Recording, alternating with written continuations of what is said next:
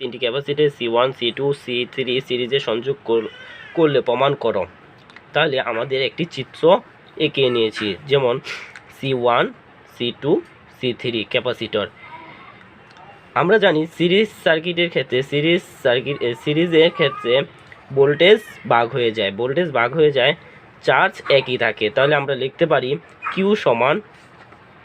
সমান CB বা B সমান QC, কারণ আমাদের এখানে ভোল্টেজ ভাগ হয়ে যাচ্ছে, তাই আমরা ভোল্টেজ নিয়ে কাজ করব।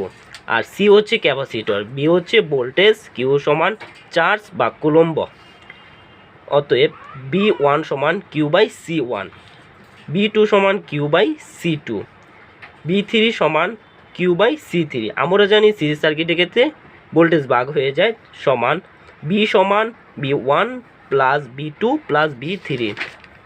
অতএব আমরা মানটি বসিয়ে দিই, তাহলে আমাদের মান আসছে Q/CS, Q/C1, Q/C2, Q/C3।